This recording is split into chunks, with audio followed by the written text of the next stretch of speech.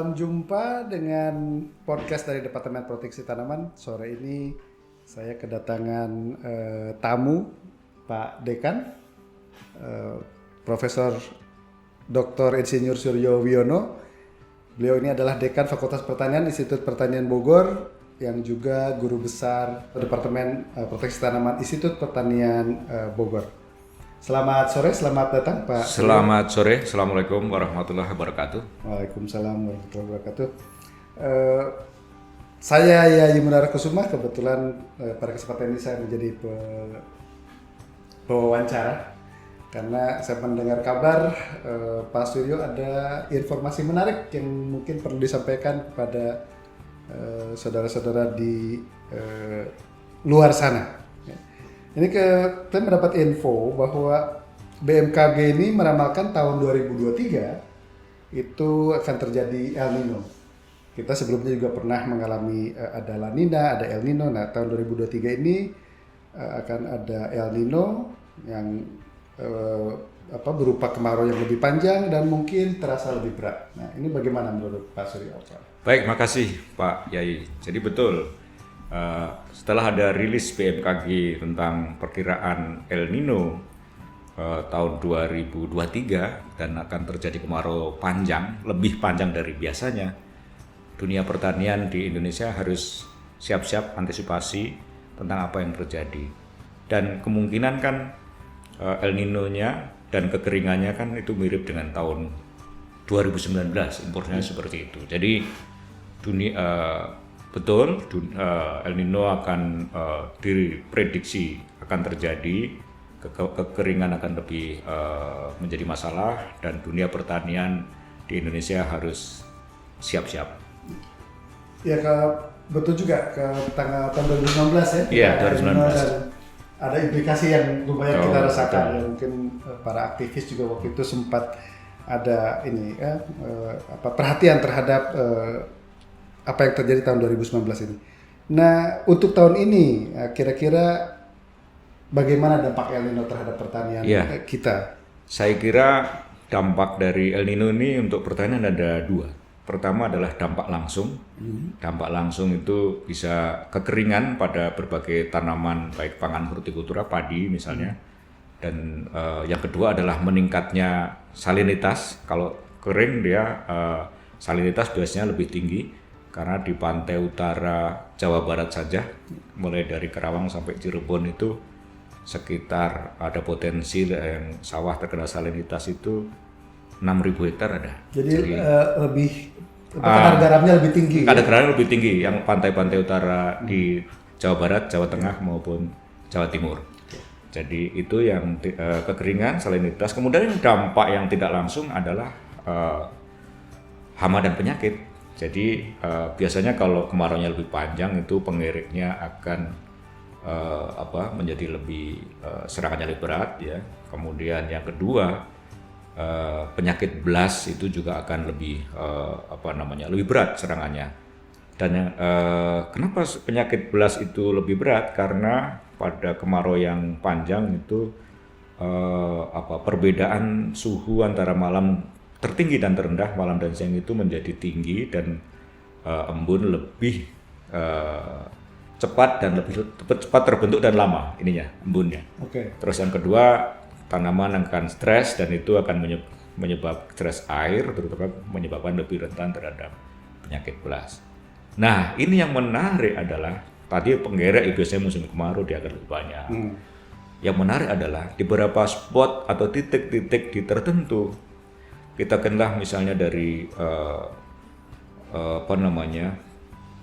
Jawa Timur bagian barat dan juga Jawa Tengah bagian barat, itu kan ada spot-spot sekarang luarnya cukup banyak ini.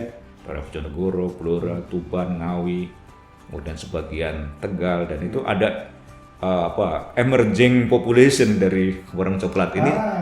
Itu yang sebenarnya tidak umum.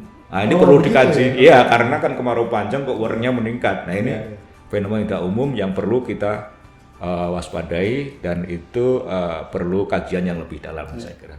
Tadi kan disinggung juga bahwa pembentukan embun lebih cepat, tetapi lebih lama, berarti efeknya juga sampai ke tidak hanya iklim secara umum, tapi Betul. juga iklim mikro. Iklim juga mikro, jadi iklim makronya itu berdampak pada iklim mikro, pada tanaman, terutama misalnya padi, dia embun akan lebih cepat terbentuk dan lebih lama periodenya, dan tanamannya lebih stres air sehingga lebih rentan terhadap penyakit ya, terutama belas ya. Oke, suhu lebih tinggi, lebih kering.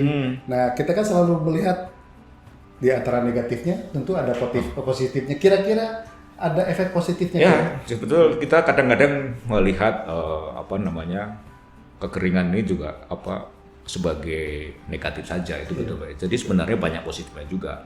Misalnya untuk nanti akan produksi mangga gitu akan lebih tinggi gitu ya, lebih banyak panen raya mangga gitu ya. Kemudian produksi tanaman tembakau yang di Jawa Timur, di sebagian Jawa Tengah dan Jawa Barat itu juga akan lebih baik hasilnya, tanaman tembakau dan mangga gitu ya, juga akan lebih produksinya lebih baik dibanding biasanya. Oh, berarti untuk menghadapi ini kita perlu strategi ya, kira-kira. Oh iya, kita harus bisa manfaatkan apa yang diberikan alam, dan kita bisa mengambil, ya kalau ada untungnya kita ambil kelebihannya gitu ya. Kira-kira strategi jangka pendek apa yang jangka pendek begini, jangka pendek misalnya ya sebaiknya memang pertama menanam tanaman-tanaman yang toleran terhadap kekeringan ya, yang umurnya pendek gitu, yang tidak banyak butuh air begitu ya. Ya palawija, jagung dan berbagai macam yang lain ya gitu. Dan yang kalau itu pendekatan dari segi jenis tanaman, kemudian kalau kita petani masih tetap mau nanam padi gitu kan, juga harus dicari jenis-jenis yang umurnya lebih singkat ya, karena tadi masalah air, dan juga lebih toleran kekeringan. Itu dari dari segi tanamannya. Kemudian dari segi itu kan pendekatan varietas ya, pendekatan agronomis yang lain adalah bagaimana tanah itu bisa menyimpan air lebih banyak dengan meningkatkan kapasitas menahan air tanah. Bagaimana pupuk organik bisa berbanyak, dia lebih lama basahnya kira-kira gitu.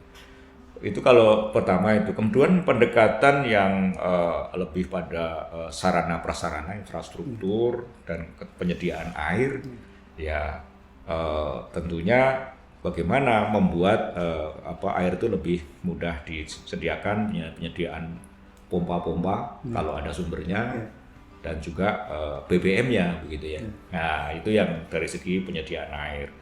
Kemudian itu pendekatan yang ketiga yang penting juga adalah kita di PB khususnya Departemen Proteksi Tanaman ini punya pendekatan mikrobiologis. Jadi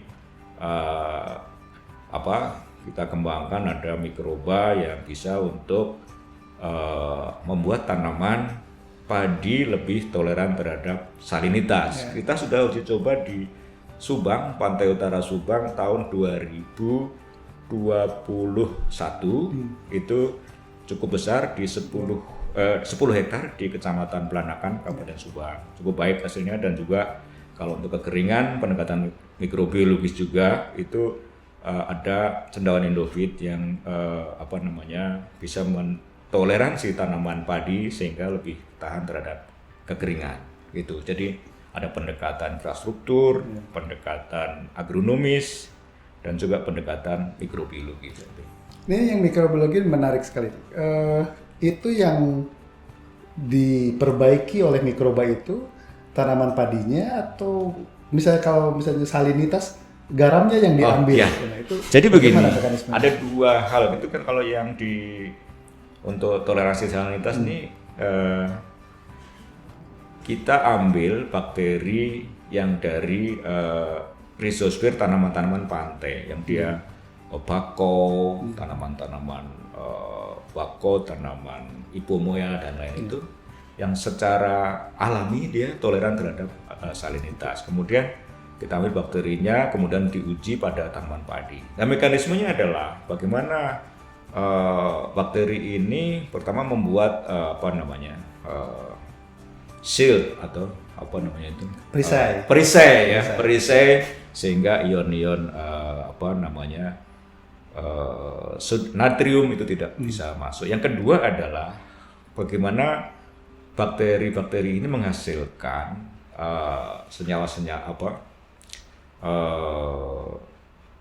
metabolisme tanaman berubah sehingga lebih toleran terhadap stres salinitas. Itu yang terjadi sebenarnya. Jadi ada dua pekerjaan. Iya, dua pekerjaan. Dua angle diambil. Ya, absorpsi dari ion natrium berkurang dan juga dia meningkatkan toleransi tanaman. Ya benar. Dan itu menarik sekali ya. Dan itu di tanaman secara alami di vegetasi di pantai itu. Vegetasi pantai. Memang dibantu oleh bakteri Rhizossphere. Oke, menarik sekali. Nah, kemudian Pak Suryo, El Nino atau La Nina juga ya, El Nino kan berulang. Berarti selain ada jangka pendek, kita juga harus punya strategi jangka panjang. Nah, itu bagaimana kira-kira? Saya kira sangat penting itu Pak Yayi. Jadi jangka panjang yang perlu jadi karena El Nino dan La Nina itu selalu berulang ya, berapa tahun sekali, 2019 yang parah, itu sekarang 2023 gitu ya. Yang penting juga pertama kali adalah penyiapan sumber daya manusia. Tidak hanya petani loh, kita jangan hanya mikir petani, tapi juga jajaran aparatur pemerintah yang berkaitan dengan itu. Misalnya Pemda, kemudian PPL dan pengamat. Sekarang kan perubahan iklim dibebankan pekerjaannya pada POPT, pengamat organisme tumbuhan juga termasuk mengamati iklim. Sehingga itu meningkatkan SDM. Kemudian yang kedua tentunya adalah tetap teknologinya. Kita harus punya pemetaan terhadap teknologi yang kita punya. Yang di Indonesia dari berbagai perguruan tinggi, dari IPB, dari perguruan tinggi yang lainnya, apa sih yang kita bisa gunakan untuk menghadapi kekeringan misalnya, kekeringan atau salinitas atau epidemi penyakit atau hama. Itu pendekatan teknologi, kita lakukan mapping atau pemetaan terhadap existing atau teknologi yang sudah kita punya. Terus yang ketiga adalah tentunya dukungan kebijakan. Dukungan kebijakan itu artinya kita sudah harus punya rencana, plan kalau terjadi kekeringan, harus langkah-langkahnya seperti apa yang dilakukan pemerintah pusat, apa yang dilakukan pemerintah daerah, apa yang dilakukan kepala desa. Itu saya kira Pak. Oke, tahun 2019 kan ada El Nino dan kemudian Wereng juga betul ya. Betul. Nah, apakah ada kekhawatiran ke arah sana nih untuk El Nino sekarang? El Nino sekarang ini kalau dari segi kekeringannya iya ya, memang kemungkinan terjadi kekeringan, tapi ya agak kalau yang Wereng yang besar-besaran kan 2017. Yang tahun ini ada spot-spot serangan Wereng yang cukup mengkhawatirkan tuh yang menurut saya agak memang di luar kebiasaan aja, kebiasaan saja, gitu. Nah, ini apakah karena dari Werengnya ada adaptasi atau apa yang berubah nih yang menjadi tidak biasa itu? Kita belum punya ini ya data yang valid. Apakah karena perubahan biologi Werengnya dia lebih adaptif terhadap kekeringan, atau mungkin sederhana atau karena varietasnya dominansi yang berubah. Nah, itu juga sampai saat ini belum perlu kayaknya ini nanti mungkin Departemen Potensi untuk menurunkan mahasiswa untuk melihat-lihat lah seperti apa ini ya. Kita juga tahun sekian pernah menurunkan. Iya, 2017 kita juga menurunkan. Saya karena itu koordinator acara itu, jadi sekitar 300 mahasiswa kita turunkan. Ada dosen mungkin 15 sampai 20 gitu ya. Jadi waktu itu luar biasa sekali. Tapi harapannya tentunya kita tidak berharap terjadi outbreak Wereng seperti tahun lalu. Iya. Betul, tidak berharap tidak, tapi kita juga harus bersiap-siap antisipasi ya, antisipasi jangan sampai. Iya, karena ada spot-spot populasi Wereng coklat yang cukup tinggi di beberapa titik tadi. Oke. Baiklah, terima kasih Pak Suryo atas kesempatan yang diberikan untuk bisa memberikan penjelasan ke halayak ramai para pemerhati podcast Departemen Proteksi Tanaman. Sekali lagi terima kasih atas kedatangan Pak Suryo. Sampai jumpa lagi. Assalamualaikum warahmatullahi wabarakatuh. Terima kasih Pak Ei. Sampai jumpa di podcast berikutnya. Assalamualaikum warahmatullahi wabarakatuh.